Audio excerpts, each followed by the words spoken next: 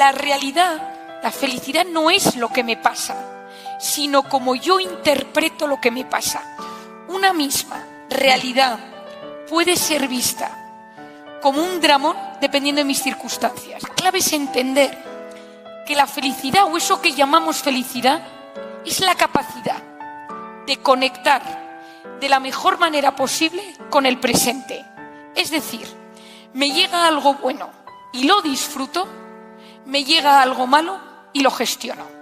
Me encantaría que cuando salgáis de aquí penséis, este tema que ha dicho Mariam, que ha mencionado Lucía, quiero trabajarlo, quiero profundizar, me ha abierto los ojos, que de verdad este evento familiar, aunque seamos muchos, nos remueva el alma para poder ser mejores.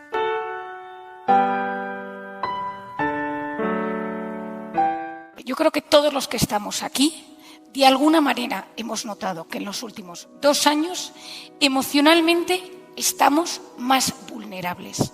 No conozco a nadie que me diga, no, pues yo estoy mejor que nunca. Me considero con más autoestima, más seguro de mí mismo, mejor concentración, presto mejor atención, memorizo mejor. Todos hemos notado que en estos 2 últimos años algo nos ha cambiado. Claro que hay una parte que ha tenido que ver con la pandemia, que ahora explicaré, pero hay una serie de circunstancias, algunas conscientes y otras inconscientes, que han modificado el cerebro. Yo sé que algunos de los que estáis aquí me habéis leído, me habéis escuchado y mis términos os resultan familiares. Pero también sé que algunos de los que estáis aquí es la primera vez que me escucháis. Entonces, ni siquiera sabéis lo que es el cortisol. Entonces, eso hay que explicarlo. ¿Qué es lo que está sucediendo? Lo primero es que vivimos intoxicados de miedo, de incertidumbre, de inseguridad o de soledad. Nunca hemos estado tan conectados y nunca nos hemos sentido tan solos. Las redes sociales, Internet, lo digital, fue diseñado para acercar, para hacernos más eficientes. Pero el 60% de la sociedad en los últimos 2 años ha reconocido haberse sentido profundamente solo. Esto es importante, porque no hay nadie que atraviese una depresión, un cuadro de tristeza agudo, que no tenga el síntoma de soledad, que diga, yo me siento solo. Y gran parte de la mejoría es cuando notas que esa gente que te rodea es apoyo, es confianza, y eres capaz de recibir ese cariño. Ese miedo, esa incertidumbre, esa inseguridad es cortisol, hormona del estrés. Mi primer libro, Cómo hacer que te pasen cosas buenas, lo explica muy bien.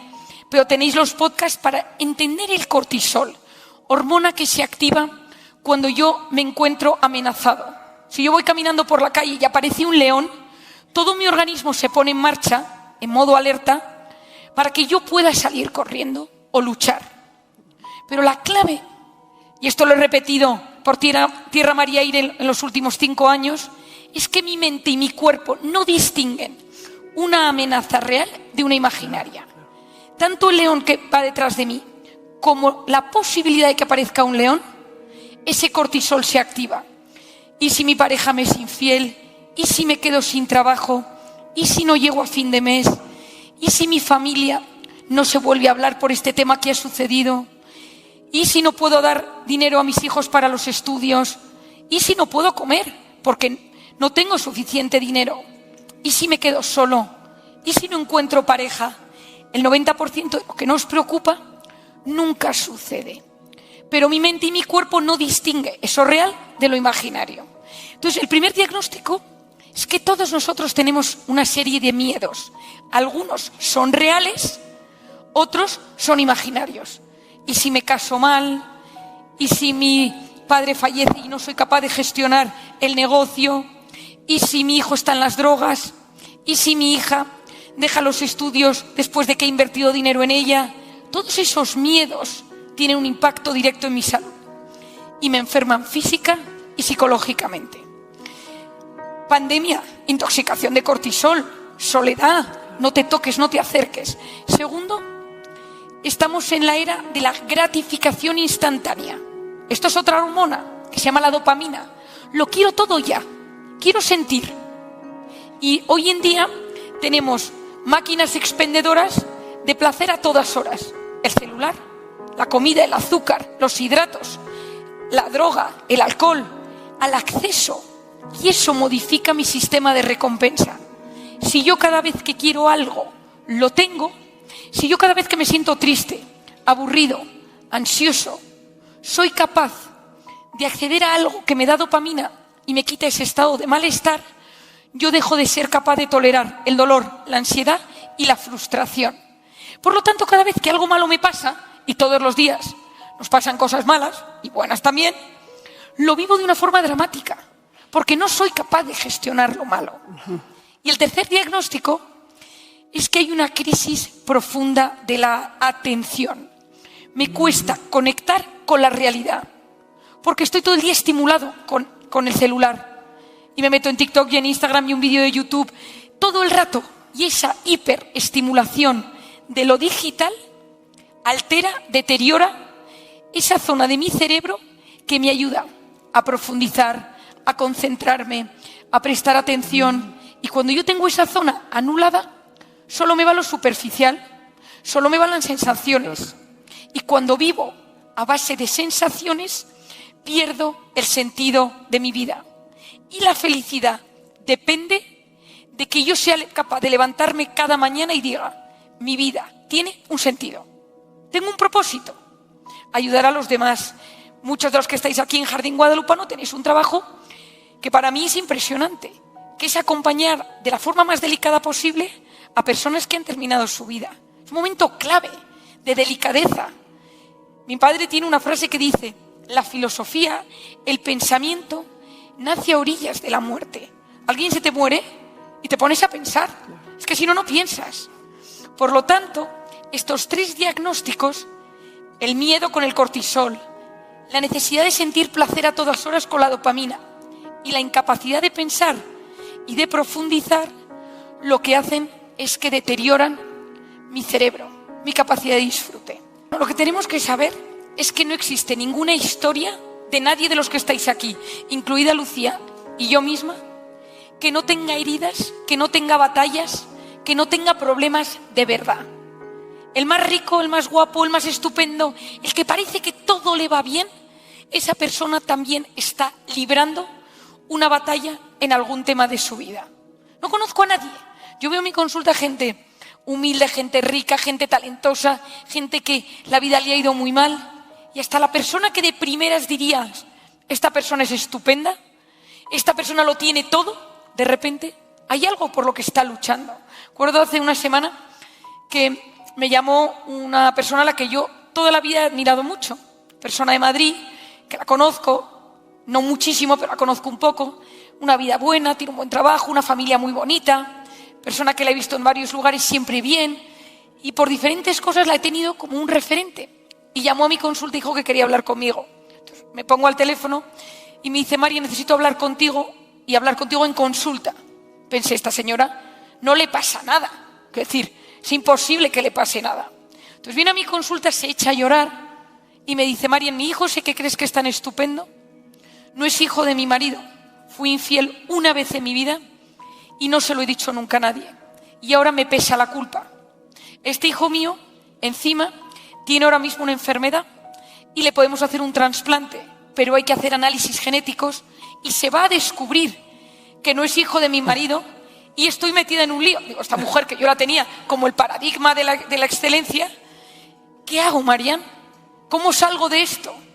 De hecho, mi padre, que trabajamos juntos, la vio salir de mi despacho y dijo, pero si ella no tiene ningún problema, y pensé, está metido en uno de los mayores, en España decimos marrones, en las mayores circunstancias, ¿no? Es una situación trágica, porque ella vivía más o menos, sabía que lo había hecho mal, pero era un tema que tenía ella en una esquina de su corazón, y ahora esto se iba a destapar. Y me dice ella, Marian, nunca te fíes de las apariencias. Y digo, no, sí, yo ya lo sé, pero una cosa es eso, y otra cosa es que me cuentes algo que realmente, yo cometí un gran error en un momento de mi matrimonio. Con esto os quiero decir que todos los que estáis aquí, si yo os pidiera que sacarais una hoja y me apuntarais 10 temas que os preocupan, el dinero, la salud, la relación de pareja, la no relación de pareja, relación con compañeros de trabajo, saldrían muchísimas cosas. Luego os pediría que de 0 a 10 me pusierais la intensidad del sufrimiento que eso os genera. 10 top, yo siempre pongo de 7 a 10, porque si está apuntado en el papel es que es un mínimo de 7. Y luego os diría una frase. El 90% de lo que me has apuntado no te va a suceder. Y hay una frase importantísima en todo esto, Lucía, y es que la realidad, la felicidad no es lo que me pasa, sino como yo interpreto lo que me pasa. Una misma realidad puede ser vista como un dramón dependiendo de mis circunstancias. Si yo llego un día a mi casa y me han subido el sueldo, me han dado la enhorabuena, y llego a mi casa y mi hijo ha reprobado las materias, digo, bueno, no pasa nada porque ya luego las sacará. No le das tanta importancia, lo relativizas porque vienes de una circunstancia favorable. Si llegas de la empresa, si te llaman para decirte que ha habido un gran problema, que has invertido un dinero en negocio de tu cuñado y ese dinero tu cuñado te lo ha perdido, llegas a casa, tu hijo ha reprobado las materias, ojo con la salud de tu hijo y ojo con la reacción con tu hijo. Yo cuento muchas veces una anécdota, pasó hace unos años, yo soy bastante consciente de mis limitaciones, que las tengo. Guillermo ha dicho cosas buenas, pero soy una persona extremadamente sensible y me llevo las cosas siempre en el corazón. Me acuerdo de todo, lo llevo en el corazón, no me olvido. Y entonces tengo 4 niños y soy la típica madre que intento estar involucrada dentro de lo que se puede en el colegio, quién es la profesora o el profesor. Y un día estaba yo impartiendo, año 2018, diciembre del 2018, acababa de salir mi primer libro, Cómo hacer que te pasen cosas buenas. Y estaba yo ese día no había ido a la consulta porque había un congreso de dermatología y yo impartía una sesión. Y de ahí salía corriendo y me iba a la función de Navidad del colegio de mi hijo mayor. Y entonces salgo del congreso, voy en el coche, me llama mi secretaria y me dice, paréntesis, yo soy muy futbolera, me encanta el fútbol, soy del Barça, lo sigo muchísimo, en mi casa lo seguimos muchísimo, mis hijos son todos chicos, entonces yo juego todos los días media hora al fútbol con ellos, ellos dicen que es poco pero no doy para más, y los fines de semana 1 hora, que mi hijo el segundo dice, mamá, es que solo juegas 1 hora al fútbol en los fines de semana, ¿no? Acabo agotada. Y entonces salgo del congreso, voy en el coche, me llama mi secretaria y me dice, oye, Marian, que acaba de llamar el futbolista Andrés Iniesta, que no encuentra tu libro en las librerías y quería hablar contigo. Y le digo, ¿qué le has dicho? Me dice, nada, le mandó al Corte Inglés. Le digo, como si aquí le mandó a Gandhi. Y le digo, pero te habrá dado el teléfono, el contacto. No, le he dicho que te mandara un correo. Y yo, que soy muy futbolera, le digo, bueno, ¿y qué más ha dicho? Nada más. Simplemente que buscaba el libro, que quería hablar contigo. Andrés Iniesta, el que marcó el gol del final del Mundial, seguro que aquí lo visteis porque fue un golazo contra Holanda. Y entonces los que no son futboleros no lo entenderán tanto, pero yo, muy fan, y le digo, pero ¿y nada más? No, he dicho que te mande un correo. Entonces me meto en el correo y empiezo a actualizar el correo, actualizar desde el coche. Y llego toda nerviosa al colegio de mi hijo y me encuentro con la directora. Estaban todos los padres entrando y me dice, Marian, tengo que hablar contigo, porque ayer hubo una pelea en el patio del colegio y se rompió la nariz un niño y tu hijo. Y le digo, ¿pero a mi hijo le pasó algo? Y me dice, no, a mí me daba igual la pelea, yo estaba pendiente del mail que iba a llegar de Andrés Iniesta. Claro. Me dice, no, Marian, pero te tengo que contar porque fue un tema dramático lo que sucedió, porque hubo un niño y tu hijo. No me importa. Digo, es que no me importa ahora, es que de verdad que no me interesa nada lo que me estás contando. Me mira la directora, con los ojos como platos, me meto en la función, estaban ahí los villancicos y yo actualizando, y el de al lado, que era el padre de un niño, me dice, tema de trabajo, digo, gordísimo, estoy esperando una noticia importantísima, hasta que de repente, Andrés Iniesta, salgo corriendo, me pierdo, o sea, fatal, o sea, que decir, me perdí en el momento en el que salía mi hijo de Angelito, salgo y veo el correo, hola Marian, soy Andrés Iniesta, me encantaría conseguir tu libro, llama a tu secretaria, simplemente si algún día podemos hablar y tal. Yo flotaba, entonces entré, no vi y tal, gracias a Dios una madre pensó que había pasado algo grave y me grabó el momento de la celebración, me llevé a mi hijo, le dije que había sido fascinante. Y al día siguiente fui al colegio a llevar al niño y me dice la directora, oye, Marian, ¿puedo hablar contigo? Estoy un poco preocupada porque veo que la educación de tu hijo te da igual. Ayer, ¿tú venías drogada? O sea, ¿habías bebido? Y digo, ¿te gusta el fútbol? Dice, nada. Digo, entonces no lo vas a entender. Bueno, pues esto es la vida, la interpretación.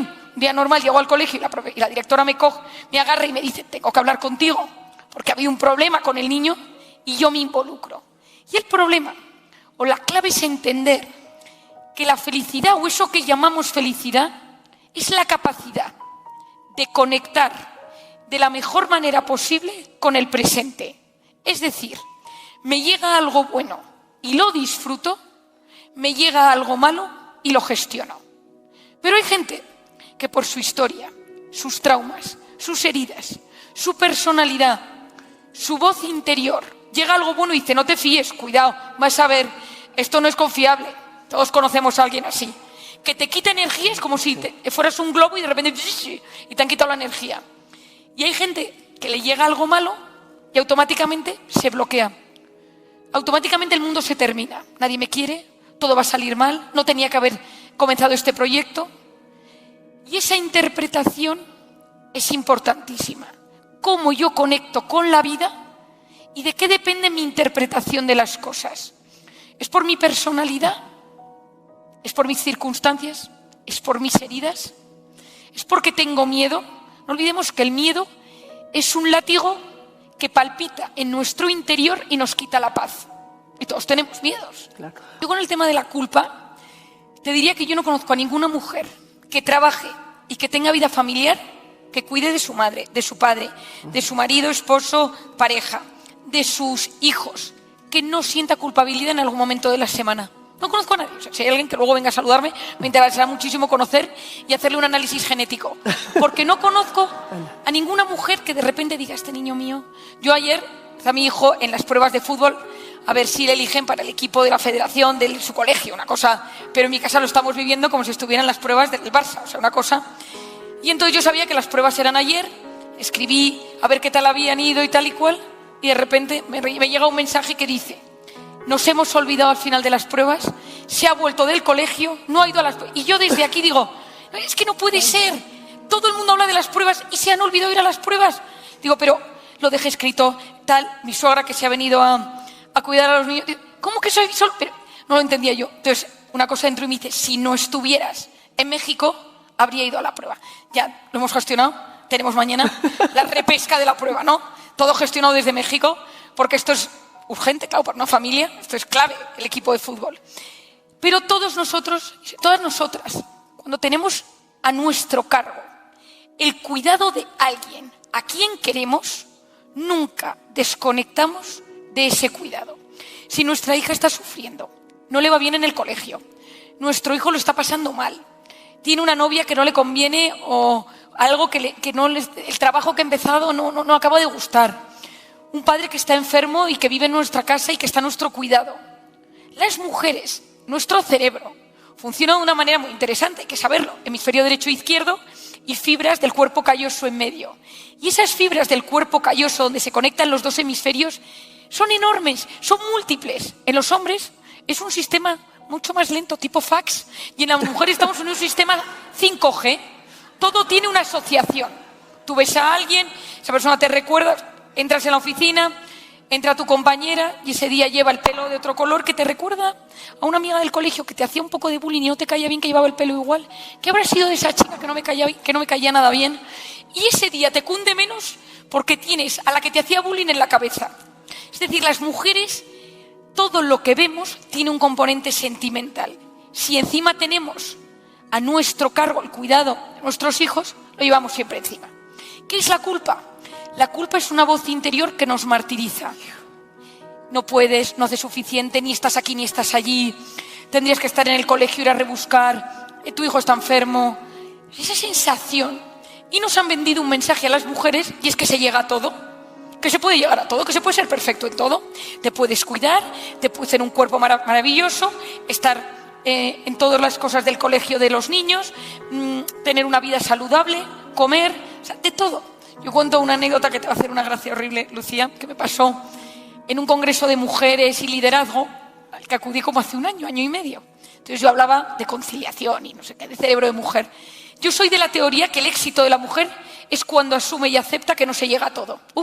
Eso cambia todo, ¿no? Es decir, yo hago a mis pacientes, a mujeres, les hago en un folio, les pongo como unas flechas hacia arriba y digo, pareja, hijos, salud, formación, cuidado de padres, trabajo, formación, lo que cada uno quiera poner, que son los pilares de su vida. Y le digo, no puedes aspirar a que todo esté entre 8 y 10. Es imposible. Hay momentos, lo que pasa es que nada puede estar en menos de 5. Entonces, hay épocas en las que tienes que estar más pendiente de los hijos, épocas que tienes que estar más pendiente de tu pareja, de tu trabajo, de tu formación, sea la que sea. Pero no puedes estar siempre top. Y a cuidarte, hacer ejercicio, comer saludable, imposible. Entonces estoy en pleno congreso y se me acercan dos mujeres espectaculares a saludar. Y entonces, como mujeres, analizamos el pelo de peluquería, la onda, pintadas tal, una falda con unas piernas como morenas. Estábamos en invierno, y digo, esta mujer... Y todo era... O sea, dos que venían juntas. Venían tal y me dicen, Marian, hemos venido de fuera de Madrid, que somos socias de un despacho de abogados, nos hemos levantado pronto, hemos dejado a los niños en el colegio, hemos venido a Madrid, hemos dejado las cosas en el hotel, hemos aprovechado para hacer un poco de deporte en el gimnasio y hemos venido para acá. Y le digo, ¿a qué habéis renunciado para ser tan pluscuamperfectas? Y me dicen las dos al unísono, a los maridos. Y entonces nos dimos cuenta que no se llegaba a todo. Y entonces lo más difícil de gestionar era los maridos. Y nos va muy bien. Entonces me pareció alucinante. O sea, me pareció sublime y tétrico. Y dices que no es posible ir al gimnasio, llevar a los niños al colegio, ser socia del despacho donde trabajo y encima cuidar a mi marido. Claro. Entonces, parte de esa culpa consiste en entender que yo tengo que intentar llegar a lo que quiero y a lo que es prioritario de la mejor manera posible, pero que siempre hay temas a los que yo tengo que renunciar. Y eso es tener conciencia de uno mismo. Y lo segundo es cómo me hablo yo, cómo es mi voz interior. Esto es clave. Hoy en día se sabe, se ha descubierto, que el 50% del tiempo estamos en modo, y tiene un nombre que no quiero que nadie recuerde, por Dios, red neuronal por defecto, que significa voz en off. Tu jefe no te hace caso, has engordado, no me gusta esto, hoy no me apetece este plan, estoy aburrido, ¿qué me pasa? La vida no tiene sentido. Es muy interesante, porque esa voz es autobiográfica, esa voz narra mi vida y va analizando. Si yo estoy bien conmigo mismo, conmigo misma, tengo equilibrio, tengo autoestima correcta, esa voz interior es una fuente poderosa de creatividad, porque en esos momentos yo le doy sentido a las cosas. ¿Quién soy yo? ¿De dónde vengo? ¿Cuál es mi identidad? Es súper importante esa voz interior. Pero cuando yo tengo la autoestima baja, esa voz interior me machaca y me intoxica de cortisol. No vas a ascender nunca, no vas a llegar a fin de mes, realmente tu pareja no te quiere lo suficiente, este trabajo no me llena tanto como me debería llenar, el trabajo de mi hijo, ¿qué voy a hacer con este tema? No sé si tener hijos, porque... Y esa voz interior se convierte en un factor machacante. Hoy en día la mujer y el hombre, por supuesto, tiene que hacer un diagnóstico de su red neuronal por defecto, de su voz interior. ¿Cómo me trato yo? ¿Qué me digo? Estás gordo, estás gorda, nadie te quiere, no te mereces lo que te está pasando, no te confíes. Mucho cuidado con esa voz. Mi voz interior tiene que servir para apoyarme y no para hundirme. Esa voz interior tiene que estar aliada con mi propósito de vida. Y cuando esa voz es machacante en negativo, cuando esa voz no me para de hacer daño, tengo que ver de dónde viene, cuál es la herida, intentar desarticularla, convertirme en dueño de mi voz interior y, si no soy capaz, pedir ayuda, porque puede incluso modificar mi salud. Claro, y creo que es momento, Marian, de enfocarnos un poquito, además de personal, a pues lo que acabas de sacar, ¿no? En tu nuevo libro que dice Encuentra tu persona vitamina, ¿no? En la familia, en la pareja, los amigos, el trabajo. Me encantaría que nos dijeras qué es para ti, porque yo creo que el término vitamina es tuyo. ¿Qué es para ti una persona vitamina? ¿En qué consiste? Pues mira, Lucía, hace 12 años creo que fue, 12, yo creo, estaba yo en Guadalajara, aquí en México, impartiendo una sesión en la Universidad Panamericana a mujeres sobre temas de liderazgo, conciliación, y hubo muchas preguntas. ¿Cuál fue mi sorpresa? Cuando muchas de las preguntas eran ¿qué hacer cuando trabajo con alguien tóxico? ¿Qué hacer si mi pareja es tóxica? ¿Qué hacer si mi suegro es tóxico? ¿Qué hacer si todo era toxicidad? Hay una cosa que es súper importante que sepáis, y es que mi organismo, mi sistema inmune, escucha cómo yo hablo y me hablo. Os repito esto porque es clave. Hay estudios de imagen en los cuales se ha visto que una persona que empieza, no puedes, no lo vas a conseguir, o que habla enfadado con la gente, con ese tono de tensión, diciendo palabras feas, criticándolo todo. Ese sistema inmune, las defensas de mi cuerpo, se alteran.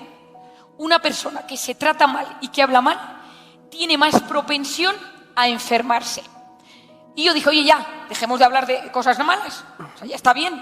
Guillermo me lo decía cuando me presentaba. Yo soy una persona que soy súper optimista. O sea, yo le doy sentido de humor a todo teniendo en cuenta que yo me dedico al drama. O sea, es decir, yo me paso todo el día en la consulta escuchando drama, entonces llega un momento que tengo sentido del humor o me hundo. O sea, hay veces en consulta que digo, a veces tengo que darle un giro a la vida. Porque yo veo el mayor sufrimiento humano horas y horas todas las semanas. Entonces, esto es clave, que lo entendamos. O sea, es decir, que todos nosotros entendamos que esto sucede, ese optimismo. Cuando una persona sufre tanto, cuando una persona tiene esas heridas, cuando una persona no se habla bien, esa sangre, ese sistema inmune lo oye. Entonces yo dije, tenemos que empezar a hablar de las cosas buenas. Tenemos que dedicar más tiempo a hablar de cosas que nos hacen bien. Yo muchas veces, hoy venía en el avión con mi editor, venía agotada porque me acosté a las 12:30 y me he levantado a las 5, pero luego el tráfico de México, que es maravilloso, pues hemos tardado un poco en llegar. Es un factor de cortisol, el tráfico, quiero decir. Es un tema que si yo tuviera un cortisómetro para medir el cortisol, yo creo que la gente que va conduciendo se rompería el medidor. Pero el caso es que iba hablando con mi editor de los libros y dentro del agotamiento que yo tenía, digo, hablemos de cosas buenas que nos han sucedido este año, ¿no? Entonces hemos empezado a contar anécdotas porque eso eleva el ánimo. Y mientras yo estaba en esa conferencia dije, hay que ser personas vitamina. Estas cosas que a veces a uno le surgen. Y entonces pensé, ay, me gusta. Hace 10 años. Pensé, persona vitamina, ¿no? ¿Qué es una persona vitamina? Para eso hay que definir persona tóxica. Persona tóxica es, odio el término, persona que me intoxica de cortisol. Todos tenemos a alguien que solo con pensar en esa persona nos sube el cortisol. Y de repente todos ya todo el mundo ha visualizado el suyo. No quiero ningún pico de cortisol ahora, es una visualización rápida. ¡Ras! Ya ha pasado. Tenemos que volver a la bajada de cortisol. Y esa persona tiene la capacidad de que te manda un mensaje en el móvil, ves su nombre, ya está, ya te ha escrito. Da igual lo que ponga, ya te ha escrito. Comida familiar, el cuñado, la suegra, la mía es estupenda, con sus cosas, pero es estupenda. Y de repente aparece esa, da igual con la cara que venga, da igual la actitud con la que venga, pero tu cabeza ya dice, vas a ver tú hoy, otra vez con da igual, te ha subido el cortisol. Hay gente que tiene la capacidad de enfermarnos y tenemos que identificar quiénes son. Cuando uno sabe quiénes son, luego veremos qué hacemos con ellos. Existen los tóxicos universales, que son aquellas personas pobres que intoxican de cortisol a la gente porque ellos tienen un drama en su alma, en su mente y necesitan descargarlo con cada persona con la que se cruzan y por lo tanto de repente notas que hay una energía horrorosa cuando estás cerca de esa persona y esa persona necesita ayuda, de la mía. Y luego están los tóxicos individuales, que es esa persona que hay gente que le cae bien, pero que tú no lo puedes soportar. Es una cosa tuya. A mí me pasó hace unos años una paciente que vino a mi consulta, que pasaba toda la consulta, pero los primeros 15-20 minutos metiéndose conmigo. Te veo tan más vieja, te veo más fea, Marian. ¿No has dormido esta noche? Qué pena que no te cuides tu hermana. Tu hermana es guapísima, pero tú es una pena. Porque eres mona tú. ¿Qué crema te pones por las mañanas? Entonces yo siempre le decía, he pasado la noche en urgencias porque he tenido un hijo con bronquiolitis, que era mentira. Pero entonces cuando esta paciente venía a mi consulta, yo me ponía, supongo que en México existirá, las ampollas flash que me pongo para las bodas, que ponen como cara guapa. Entonces yo me ponía la ampolla flash para ver a esta mujer. Y entonces, aún así, Marian, este corte de pelo no te favorece. Entonces yo el día que veía a esta paciente, yo sabía todo el día ya cruzada, entraba tal, y un día viene a mi consulta y me dice, Marian, ha sido mi cumpleaños y me han regalado mis amigos un viaje, me han hecho una fiesta, me han hecho no sé qué. Digo, está claro que el problema lo tengo yo, todo el mundo la quiere, esta señora, menos yo. O sea, estaba en lo que yo llamo mi blacklist, que es gente que me trata regulín. Bueno, pues hay que identificar a las personas que nos intoxican de cortisol. Pero a ver, Marian, ¿qué pasa si esa persona es alguien muy cercana a ti? O sea, es alguien que no te puedes deshacer de él. Que no te puedes deshacer, en pocas palabras, que va a estar en tu vida presente todo el tiempo. Bueno, pues cuando lo has identificado, y te has dado cuenta que no es un tóxico universal, porque es un tóxico universal hay que buscar a la persona más cercana a ella que le quiera y que le diga, hoy últimamente te noto. O sea, hay que, con alguien con muchísima mano izquierda, llevarla a la puerta de un psicólogo, o a la puerta de un psicólogo, y eso hay que hacerlo con mucha gracia. A mí mucha gente me dice, Marian, necesito que a mi cuñado, que a mi jefe, te cuento anécdota, jefe, que es divertidísima. Me viene un paciente a la consulta y me dice, no, ¿qué tal? Trabajaba en un banco, mi jefe. Era un banco muy grande, con muchísimos departamentos, y este era el jefe de auditoría. Y entonces es que mi jefe es un tío súper obsesivo y controlador y no nos deja en paz y nos escribe de madrugada, mi jefe y tal. Y yo tengo mucha memoria para los nombres, me quedo con el nombre del jefe. Pasan un par de meses, viene otro paciente del mismo banco, del mismo departamento, y dice, es que mi jefe y tal. Tercero, mi jefe. Y entonces un día me llama ese banco y me dice, quiero que des una conferencia en mi banco, me llama el de Recursos Humanos, luego con la condición de que esté el departamento de auditoría entero ese día en la conferencia.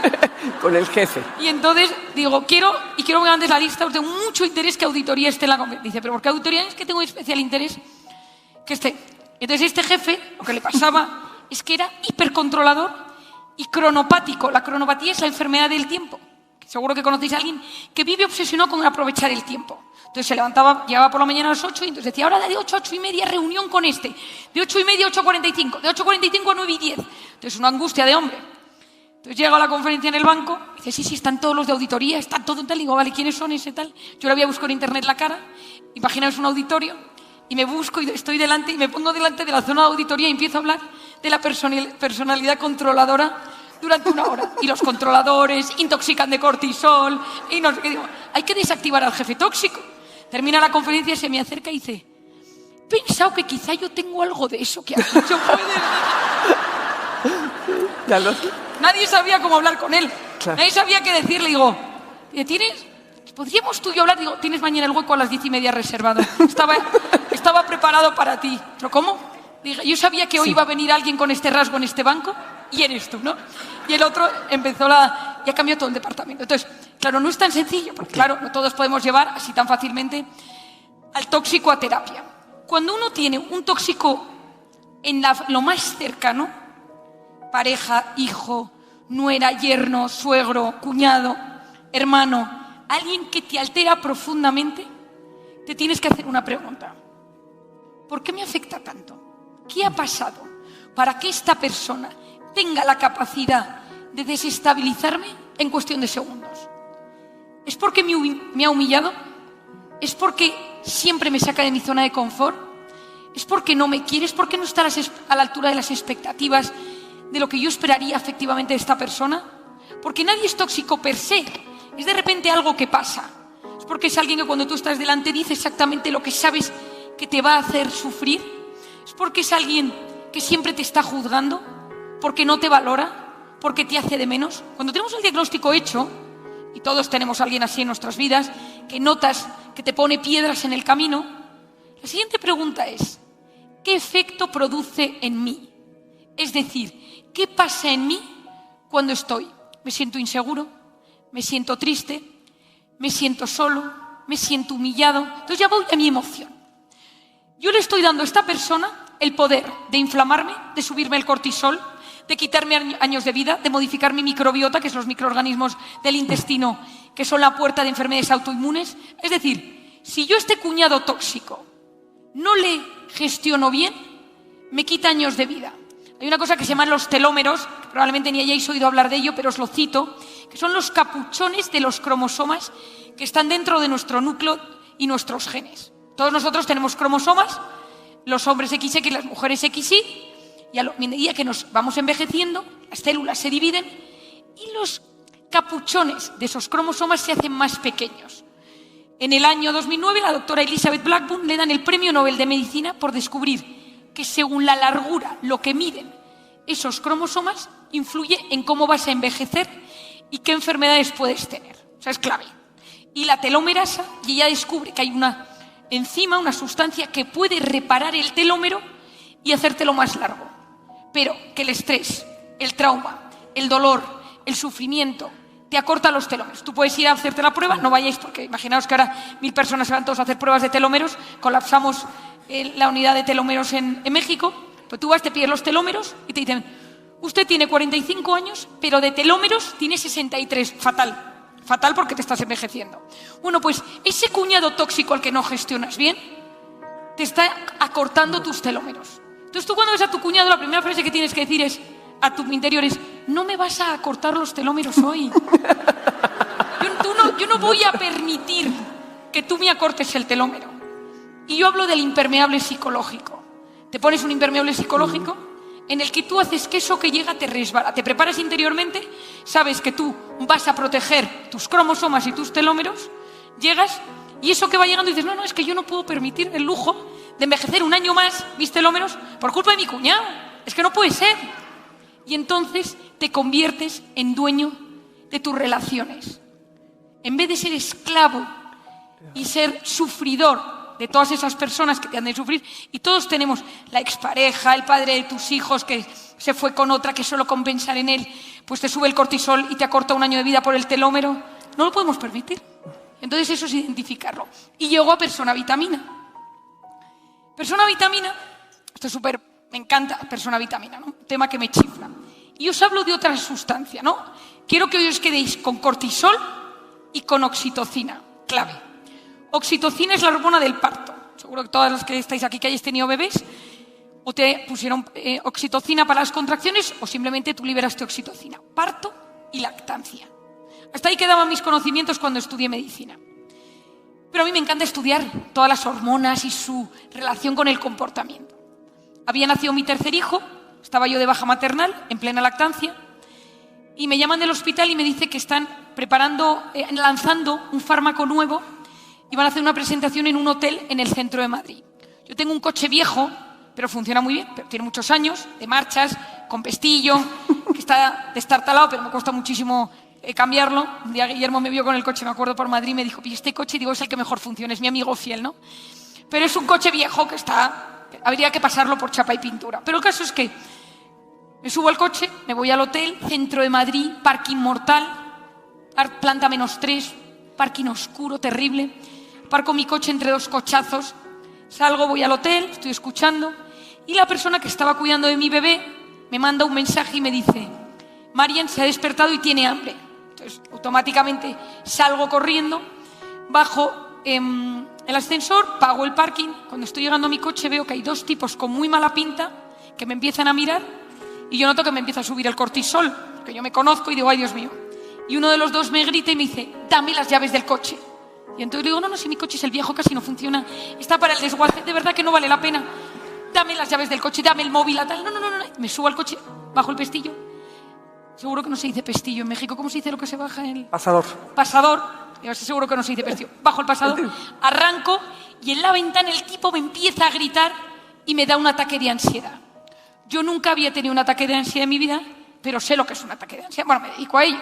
Sabía que no era un infarto, se me empieza a dormir el brazo, noto aquí una cosa, voy a respirar, arranco, se me cala el coche, salgo, el tío me sigue gritando y agarro la calle y me voy hacia mi casa 15 minutos, llamo a mi marido, le digo, no podía hablar, una angustia, yo nunca había vivido una sensación igual. Subo en ascensor a mi casa y oía ya al bebé llorar, lo agarro en brazos, me subo, lo pongo a comer y en ese momento entra mi marido y me dice, ¿qué ha pasado? Y yo, súper calmada, le empiezo a decir, pues mira, me han intentado robar el coche, pero le digo, mira, espera un momento, que yo te estoy hablando con una calma imposible. Esto no es normal. No es normal que yo te esté hablando de forma tan tranquila, estando aquí. Esto acaba de pasar hace 20 minutos y el pico de cortisol tarda 6 horas en bajar. Esto es lo malo de saber las cosas. Digo, entonces yo tendría que estar angustiadísima y me dice, bueno, pues no sé, ¿será qué? Digo, no he subido corriendo las escaleras, no he respirado, no me he tomado nada, una infusión. Empiezo a pensar y digo, la lactancia. Me meto en internet y busco oxitocina y cortisol. Y digo, y veo, cuando tú estimulas la oxitocina, bajas el cortisol. Y digo, ay Dios mío, hay que ponerse a estimular la oxitocina, hay que buscar maneras de estimular la oxitocina. Pero yo solo conocía una, que era lactar. Y claro, no nos podemos poner a lactar todos. Y entonces me puse a investigar. Imaginaos Marian Rojas diciendo que hay que ponerse a lactar, que el mundo se termina, ¿no? Y entonces digo, ¿qué hay que hacer? Y en ese momento empecé a descubrir esto. La oxitocina es la hormona de la confianza. de la empatía. Te veo y no te juzgo, te trato bien, te transmito paz cuando tú estás en guerra. Estás triste, estás angustiado, tienes un mal día. Yo a veces le pregunto a mis amigos, ¿hay nubes? Hay nubes. Entonces, aportas oxitocina. En ese momento donde tú tratas con cariño a la gente que quieres, les hablas desde el corazón, pasan cosas bioquímicas. Una persona que tiene miedo, si de repente se siente querida por alguien que le dice, le abraza, abrazos de 8 segundos, claves, y esa persona de repente se siente querida de verdad, algo maravilloso sucede en su interior. Empieza a liberar oxitocina y alargamos telómeros. Es que volvemos a los telómeros. El telómero que me ha cortado mi cuñado y soy capaz de alargarlo cuando yo me convierto en esa persona vitamina. Todas las personas vitaminas son liberadoras de oxitocina. Pero ¿cómo ser una persona vitamina, Marian, sin fingir, sin dejar de ser tú, sin querer, ahora sí que aparentar o querer quedar bien con los demás? ¿Me explico? O sea, que realmente seas tú, pero transmitas esto. Porque tenemos momentos de tristeza, momentos de enojo, momentos en que no estás a tu 100. Porque el vitamina pareciera que todo el tiempo tienes que estar bien. No, yo no creo en esa gente que está siempre bien. Me impresiona muchísimo porque todo el mundo tenemos cosas. 2 ideas. La primera es que para estar bien con alguien, lo primero y más importante es estar bien con uno mismo. Y ese estar bien con uno mismo es, cierro mis heridas, me reconcilio con mi pasado, aprendo cómo es mi forma de ser, gestiono mis factores de estrés. Es decir, si yo quiero que mi relación de pareja, de familia, de hermanos, de trabajo funcione, yo tengo que tener un cierto equilibrio interior, porque si no, voy a ser una persona que genere conflicto, que huya del conflicto, que dramatice todo. O sea, primer punto, conocerme, sanarme y dedicar un tiempo a frenar. Lo segundo, que es súper importante, que tú me dices y que yo veo, porque claro, cuando hablamos de personas vitaminas, parece que siempre hay que estar bien. Uno puede ser vitamina para alguien y no serlo para otro. Es decir, existe el vitamina universal, supongo, pero de repente somos vitaminas para algunos y otros no nos soportan. A otros les ponemos nerviosos. Y el, como dicen los americanos, people pleaser, el que está obsesionado con caerle bien a todo el mundo, mal, es agotador. Entonces, hay gente a la que de repente no le vas a caer bien. Lo importante es que tu intención, cuando conectes con las personas, es crear un ambiente oxitocínico en ese instante. Tú puedes estar cansado, puedes estar preocupado, puedes estar triste. O sea, yo tengo momentos a veces en el día que digo, o sea, yo no puedo más. Y todos tenemos esos momentos. Pero si de repente alguien se cruza por tu vida, es que si tú tienes que decidir comprarte un carro, comprar unas zapatillas para correr y vas a 2 tiendas, ¿a quién se las compras? A igualdad de condiciones económicas y de material. Al que te ha tratado mejor. Yo cuento muchas veces una anécdota que me pasó hace unos años. Salía yo de Zaragoza, la familia de mi marido es de Zaragoza, que está a 300 kilómetros de Madrid, y habíamos ido a pasar las Navidades. En Zaragoza en Navidad hace un frío aterrador. Entonces subo al coche con los niños, pequeñitos, mis hijos, vamos en el coche y de repente uno de ellos, de los pequeños, dice, mamá, quiero ir al baño.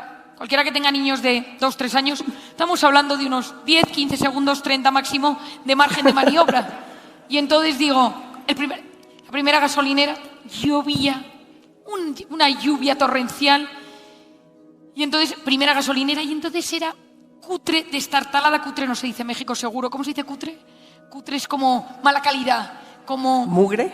Mugre, sí, o sea, de estas como viejas que dices, va a salir volando con el viento. Y le digo a mi marido, vámonos a la siguiente, que esta gasolinera no se sostiene. O sea, esto no sé si mantiene este vendaval. Dice, no, aquí nos quedamos, que el pequeño tiene que ir al baño. Entonces llego a la gasolinera, diluviaba, una sensación malísima. Y sale la encargada de la gasolinera y dice, han llegado ustedes en el mejor momento. Acabo de limpiar los baños. Ay, qué gusto de señora, por Dios. Se va mi marido con mi hijo al baño, pongo gasolina, voy a pagar y me dice, perdone que me meta. He visto que su hijo tose, está tosiendo. Digo, sí, es que hacía un frío en Zaragoza y se ha puesto enfermo y está un poco agripado.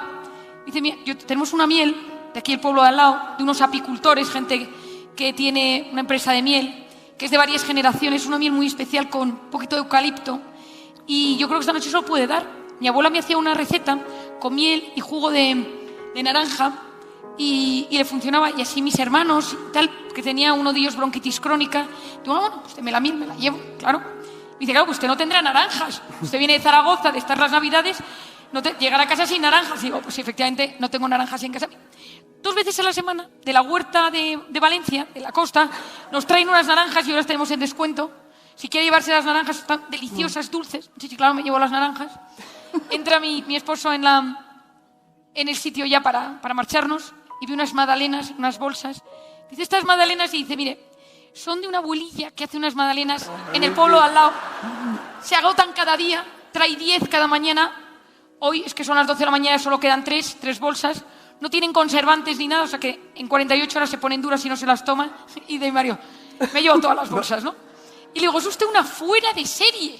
Es usted, es maravilloso. Yo quiero venir siempre a esta gasolinera. Me dice, he subido un 40% los beneficios. Me llamó el jefe es una cadena de gasolineras muy importantes, yo creo que la primera o la segunda de España. Me dice, me llamó mi jefe, me quieren ascender a una gasolinera grande de verdad, con supermercado y tal, pero yo estoy feliz aquí porque mi marido me ayuda, tengo todo el mundo, mis cuñados, mis hijos va al pueblo de al lado. Y yo me quedo aquí, yo estoy muy contento, intento que la gente se sienta bien. Digo, usted es una persona vitamina, yo quiero gente como usted. Pasa un año y me llama la empresa de las gasolinas a impartir una conferencia al comité de dirección. Es una empresa muy grande y eran muchísimos. Y entonces termino la conferencia hablando de esto y digo, yo quiero que la gente sea así. Y cuento la anécdota y de repente soy un grito en medio de un señor, en medio tal, y dice, kilómetro 242 de la carretera de Zaragoza. La señora se llama, no sé cómo, la conozco, pero no quiere irse de esa gasolinera.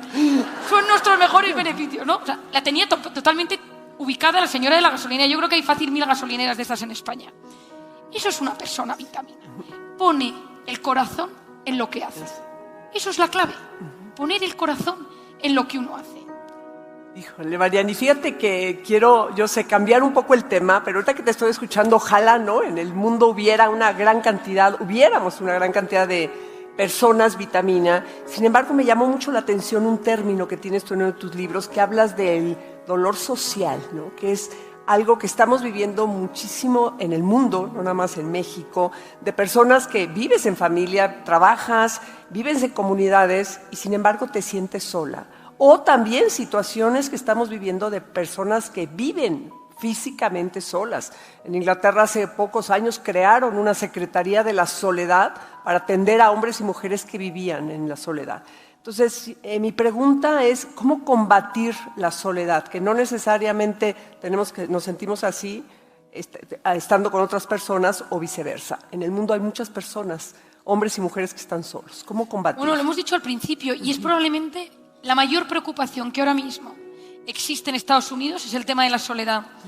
El año de la pandemia salió publicado un libro que se denomina Juntos, de lo que se denomina el médico general de Estados Unidos, como si fuera el ministro de Sanidad, pero no es ministro de Sanidad, es como el que asesora al presidente de gobierno en temas de salud. Y su libro Juntos, el poder de la conexión humana, dice que la gran pandemia, fuera del COVID, por supuesto, es la soledad. Y da unos datos escalofriantes. Os cuento una anécdota que a mí me encanta. Hace casi 100 años, la Universidad de Harvard decidió comenzar un estudio sobre cómo envejecer bien, saludablemente. Se tomó a alumnos de Harvard y se les empezó a hacer estudios. Preguntas, cuánto ingresas, cuánto te han querido tus padres, tu historia, tu biografía, cuánto dinero ganas, una resonancia magnética, analíticas de sangre, dónde vives, cuánto deporte haces, todas las variables posibles para poder ver cómo uno envejece. Después de estudios han ido añadiéndose, ha habido 4 directores, ha habido presidentes de gobierno que han sido parte del estudio, es decir, es un estudio importantísimo, hay estudios alucinantes y hay libros sobre este tema. El resultado fue, la soledad mata y lo que más nos ayuda a ser felices y envejecer bien en esta vida es sentirnos queridos. Una persona es más fuerte no cuando es fuerte, sino cuando se siente querida. Eso transforma mi organismo, transforma mi mente, transforma mi corazón, transforma mi sistema inmune. Hoy en día sabemos que hay un porcentaje altísimo de la población que se siente sola. Antes se pensaba que la soledad era cosa de mayores. Te quedas viudo, te vas a vivir a un pueblo, nadie te acompaña, tus amigos van falleciendo. Pero hoy en día la verdadera soledad está en la gente joven. Porque estás con tus amigos, pero todo el mundo está enganchado y no estás conectando. Y la soledad de verdad se palía con ese abrazo, 8 segundos mejor, pero con ese abrazo, con esa sensación de tener compañía de verdad.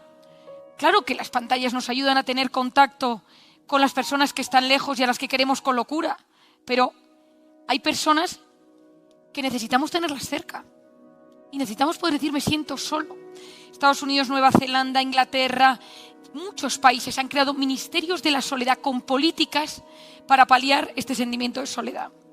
¿Qué recomiendo yo? Lo primero de todo, yo cuando un paciente viene a mi consulta le digo, háblame de tu círculo de amigos o de confianza más cercano. Esas personas con las que tú te reparas, con las que tú de repente notas que dices, este amigo, esta persona con la que de repente me voy a cenar un jueves, algo delicioso, y el mundo es un lugar mejor, porque existen esas cenas los jueves. Esa persona con la que te vas a ver un partido de fútbol, vas a un concierto, escuchas música, te vas a pescar, da igual. Puede ser un amigo, un compañero, un sobrino, tu pareja, pero no tenerlo genera un enorme vacío. Yo en consulta muchas veces pongo en contacto gente. De hecho, parte de mi tema es que yo tengo solteros y solteras en la consulta, o gente que está sola, tengo una lista, un Excel, y voy juntando. Entonces los pongo en la salita de espera de mi consulta y entonces le digo, ¿estás citado a tal hora? ¿Estás citado a esta hora? La semana pasada vino una paciente mía con su hermana que la acompañó y hablé 10 minutos con la hermana y dije, ay, Dios mío, pega muchísimo con el paciente que viene mañana. Y le dije, quiero que vengas mañana a las 3 de la tarde, que te quiero dar un libro y tal. Te voy a presentar a alguien que creo que te puede interesar para una cosa de un negocio que está montando. Bueno, entonces a las 3 de la tarde había preparado tal, en esa zona de mi despacho. Les siento a los dos y te quiero presentar porque ella sabe mucho de este tema.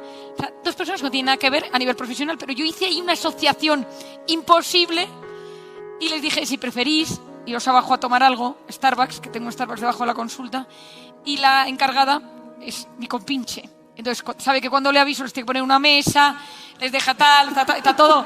No, claro, no podemos dejar los detalles al azar si queremos que funcione, ¿no? Y yo intento, cuando alguien me dice estoy solo, llamo al teléfono de mi hermana, que también psicóloga, trabaja conmigo, y mi padre, le digo, estas llamadas que hacemos entre nosotros, y digo, papá, tengo un soltero de 45 años que le gusta muchísimo los animales y deportista. ¿Tienes alguien como amigo, como pareja, que me puedas dar su contacto para que se conozcan? Entonces mi padre me dice, espera que saco mi listilla, ¿no? Estamos todos con las listas. Y me dice, sí, tengo a fulanito o fulanita, tal, no sé qué, y les ponemos en contacto. Cuando de repente notas que haces clic con alguien, es que el mundo cambia. ¿Cómo es esa sensación? Entonces, que luchemos contra esa soledad. Que esa soledad a veces hay una soledad buena, que es la buscada para yo crecer y repararme, pero hay una soledad muy dañina, que es esa soledad que no es buscada, y que hay que hacer todo lo posible y acercarme a alguien y decirle, ayúdame en esto. O sea, de repente llega el viernes, el sábado y no tengo nada que hacer. Eso es un vértigo. Sí. Ahora que estás hablando de otros países, en México tenemos todavía, ¿verdad?, un gran valor por lo que es la familia. Aquí hay muchísimos papás, mamás. ¿Cómo transmitir todo esto que nos estás haciendo reflexionar, Marian, a nuestros hijos? ¿Sí? Sobre todo a las que tengan hijos pequeños, para que crezcan, ¿no?, con esa seguridad. Bueno, para mí la familia es el valor más seguro que existe, porque son los incondicionales. Es decir, es cierto que con ellos son los que más te peleas, los que más les dices, la mayor causa de dolor y sufrimiento vienen por los que más queremos, pero al final hay algo intrínseco, genético, fisiológico, emocional y espiritual muy fuerte. Y México, por ejemplo, es un país muy familiar. En España pasa lo mismo. En España, con 35 años no te has ido de casa. O sea, a mí me sorprende en Estados Unidos cuando ves las series, las películas, la gente se va a los 18 años y de repente aparece a los 35 a presentar el día de Thanksgiving a la novia. O sea, en España aquí, ¿no? Los martes vas a comer, los jueves vas a tal. O sea, hay una sensación. Y mientras hay familia hay esperanza. Mientras hay gente que te quiere de esa manera, donde siempre tienes un lugar donde acudir, tú tienes la esperanza de que no te vas a sentir solo.